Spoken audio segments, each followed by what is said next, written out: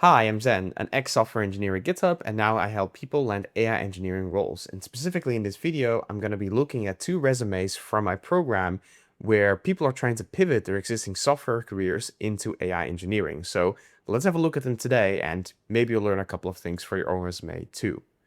Let's start off with this software architect resume here, where we've got someone with 10 plus years of experience designing scalable, high-performance systems.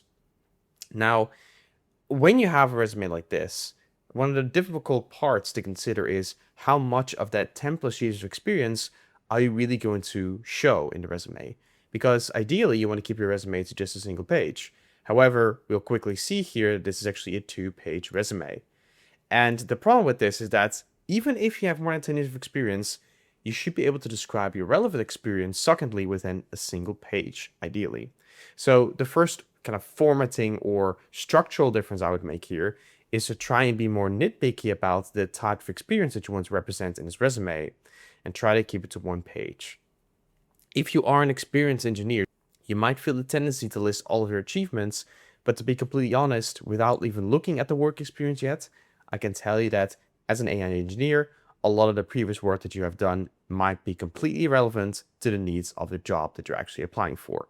So instead of feeling like you need to put all your experience on these two pages, shuffle your experience around to make it make the most sense for the job application that you're going for at that given moment. Let's actually have a look at that work experience then. When we have a look at the work experience of this resume, what I'd like to see here is that there's clear ownership of the projects. It's not just about building something with a team. This person has definitely architected, designed, and led a lot of initiatives from a clear technical point of view. Together with that, we of course see all of the different platforms that were used to build these solutions, like AWS. The great part is that actually we even see that this person is multi-cloud. They don't just know AWS, they know Azure Google Cloud Platform. I think that if you have your experience noted within your work experience, there isn't a great need to actually mention them so specifically in the professional summary. In fact, I think this is one way for this person to already get some space back, to reduce their professional summary to just 2 to 3 lines, and then use the rest to actually bring in some of the work experience that is currently on page 2. Because the skills that they've used to actually represent their work experience will be pretty obvious once someone starts reading the actual resume. I also think that while the action verbs in this resume are pretty good, if you look at this bullet point, for example, led infrastructure as code initiatives, establishing blue-green deployment patterns for zero downtime releases. I wish that this person could be a little bit more explicit about how many releases there actually were throughout their employment history. Maybe hundreds of completely safe releases. Being very explicit there already makes it very obvious that there were zero downtime releases. I still just have to kind of believe you implicitly based on this line here, but I would love to believe you explicitly because you're pointing out to me that your team has done 1,000 safe releases without any downtime at all. So this is already going into the right direction, but it could be optimized a little bit further. To be completely honest though, I can spend 30 minutes nitpicking all the different points of this work experience and trying to rephrase the sentences, but in the end, the thing that actually matters is this resume sufficient enough to move this person into an AI engineering role? Well, the unfortunate truth with this resume is that there is no clear story that leads this person into AI engineering. In my resume, for example, if we go back a couple of years on my resume, I started out as a software tester. Then I became a DevOps engineer, I became a software engineer, I became interested in AI safety, and then I became a member of technical staff. In my resume, there's a clear story leading up to the AI path. But by the way, if you want to get your resume roasted, make sure to leave your resume in the link in the description down below. But this person has done a lot of great work in terms of architecture. However, this FinOps platform doesn't seem very connected to the AI world. And part of this makes sense. This person is just trying to step into the world of AI engineering. But because they don't have their own North Star project to showcase in the resume, there isn't a clear bridge from this fintech experience into AI engineering. Given that the most recent experience is in FinOps, I wonder if this person should just create a really good project that would actually be useful in the FinOps world to represent at the top of his resume together with his independent consultancy work. Because he's an independent consultant, I don't really see why he cannot develop a project like this to propose and show off to his clients. That is real work, plus it gives him a concrete AI engineering project to show off in his resume. Because as it stands, he just doesn't have a bridge between his latest professional job and getting to that AI engineering job that he really wants. So instead of nitpicking more on every single line in the resume, let me give you some extra structural suggestions. I think it's quite a waste that this Playvox experience is laid out with so many bullet points.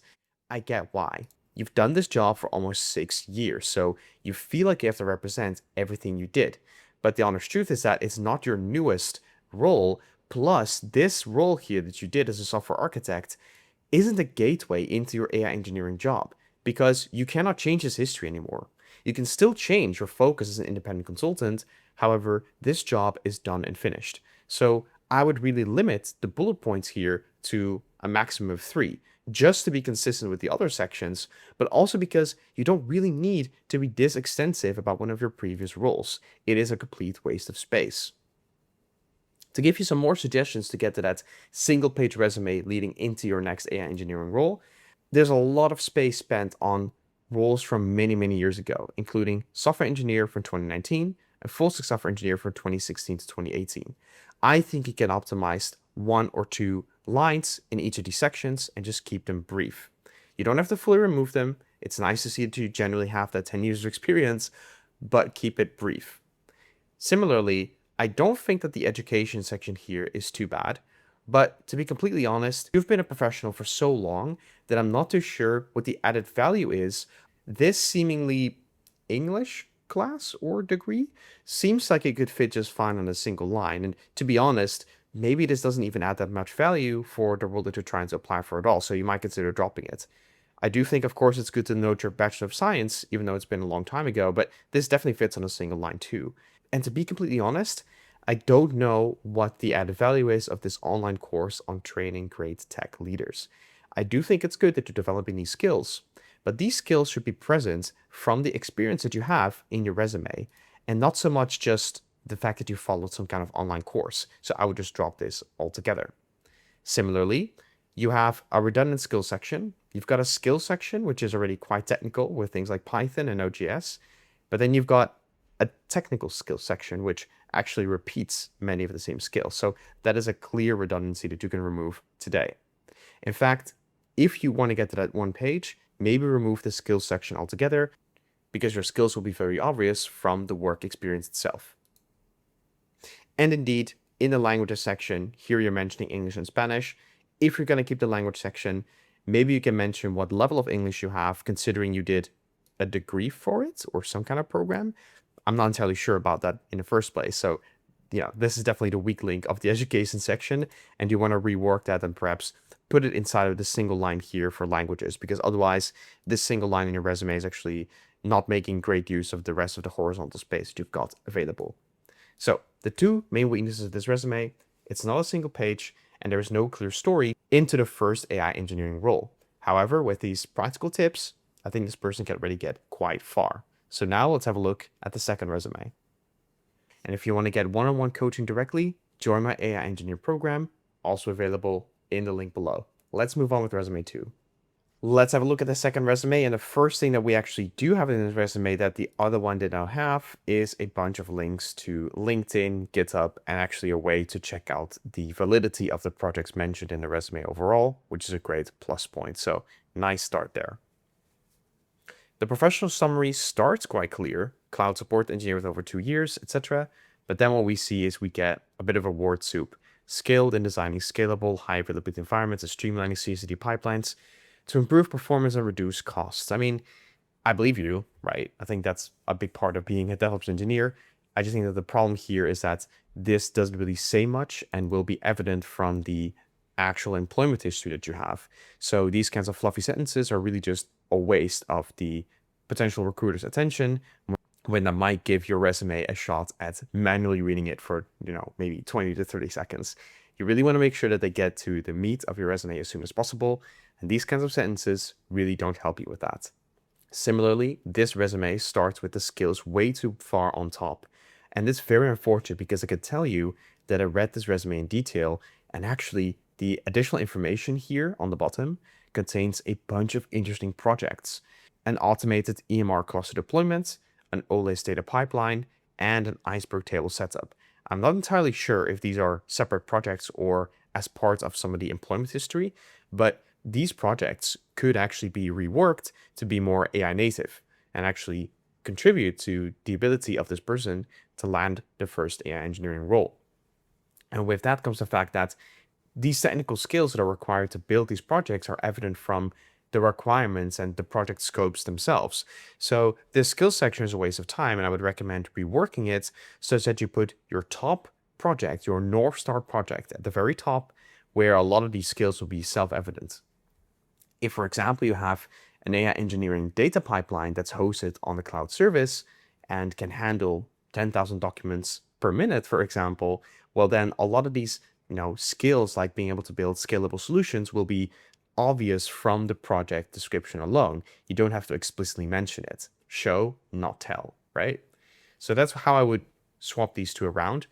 In general, though, it seems like this person would be able to do a great job at that because they've already concisely summarized their employment history compared to the previous resume, which might, of course, have to do with the fact that this person actually finished their studies in December of 2024, but that is no excuse. I think it is always good to see that this resume is a single page. Also, one quick thing, it says here seeking a site reliability engineer role. I assume that's just kind of from a previous version of the resume, but double check these kinds of things. If need be, you want to make your resume in a format that is very AI. This is always why I recommend that resume should be written in a format like LaTeX or a markdown file, which then gets converted into a nicely formatted resume so that an AI agent can read and actually make sure to double check your resume for every single application that you send. Not to let the AI agent write or rewrite the resume, but do these kinds of fact checks, because Claude Code, for example, will definitely be able to point out that it's very silly to say that you're seeking a site reliability engineer role when you're trying to apply for an AI engineering position, right? So this resume generally needs to have a reframing where the previous experience of this person as, a cloud support engineer, a data infrastructure guy, needs to be reworked and reframed where the data infrastructure fundamentals that this person has is a foundation for the AI pipelines that they've developed in, for example, their projects. Whether those projects already exist or are upcoming, we are really missing them from this resume. So we need to have one clear AI project that takes into account the previous experience, maybe a rack system that's fairly scalable. Because the great part is that this resume really shows that this person focuses on scalable and trustworthy fail-safe systems. The great part here is that this resume really shows that this person is focused on robust systems. And the great part about that is that AI systems often are not. So if this person were to have developed a project in their spare time showing how they can deploy, let's say, an AI data pipeline that is very secure and scalable and doesn't fail on some unknown data source, then they're really able to take their existing skills and apply it in a way that makes a resume much more convincing to get that first AI engineering role. In this resume too, I'm able to go in and dissect every single line from these different employment history bullet points.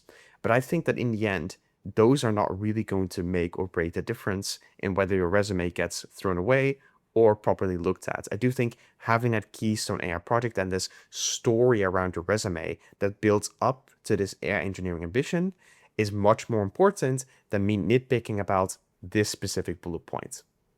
Now, one thing I like, of course, is that the education section is very slim here. It's just a single line. I like this quite a lot. Maybe if you have a good GPA, it's worth mentioning here because it fits on the single line still, but it's just a much more effective way to handle your education history compared to the other resume where, yeah, it's just taking up way too much space, really. One last consideration for this resume in particular is they're mentioning their certifications here at the bottom. I do fully understand this because when it comes to cloud engineering roles, DevOps roles, certifications can actually help quite a lot. I know this from my own previous job market back in the Netherlands, but I think even globally, it does still help quite a bit to have these certifications. I think in this case, it only takes up a couple of lines. This person is able to show their experience through the rest of the resume. So I definitely think it doesn't hurt. And in some cases, it might be beneficial to have the certifications listed explicitly. Sometimes what I've done in my resume is I've actually injected the certifications within the employment history. So What I mean by that is here you can see that it's mentioning that he is an Amazon Web Services DevOps engineer professional. Well, what you could do is within ensured safe change management through CI/CD pipelines with GitHub Actions and Terraform, you could, for example, add some parentheses and then say, as an AWS DevOps engineer professional, as certified DevOps AWS professional. And then, of course, within that text, add a deep link to a certification platform where it shows the proof that you got that certification. Because this way, you make the most out of the horizontal space of this line.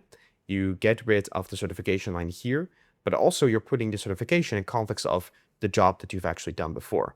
This is a pattern that I've applied to many of my most successful resumes so far. So what did both resumes do right here? Well, in general, both resumes have real careers underneath. These are not freshers starting from absolutely nothing. Both could do the AI engineering jobs that they're aiming for from a technical complexity point of view. However, to get there, they really need to reframe their resume and do that based on a capstone movement or some other kind of momentum that is pushing them towards this AI engineering job that they are aiming for. You want to aim for one clear role persona and build the rest of your resume around that. It doesn't mean that you have to lie about previous AI experience that you didn't have, but if you want to become an AI engineer, I'm very confident that this person in particular could rewrite their resume to be much more aligned with that. And in general, one of the problems that I see with these resumes is that there is a lot of corporate jargon because essentially we are trained to use this corporate jargon to get through, the resume scanning tools that recruiters use. And I'm not saying that you need to drop the corporate jargon in total, but the problem is that there's too much text here and not enough artifacts. What I mean by that is we have all of these great projects here, but none of them have an embedded link to a GitHub page. As engineers, we get to show our work much more than other people, like project managers who might have managed only internal projects and have never built something outside of their working hours.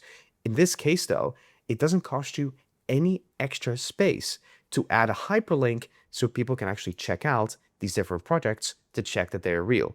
As I said before, the same totally applies for proving that you even have these certifications. So what should you do to land your next AI engineering job? Well, you can actually join my program in the link in the description below, where you get access to my full resume writing masterclass, plus a bunch of tools that you can leverage to get your next AI engineering job faster than you ever imagined you could. So check it out, and I'll see you in the next one.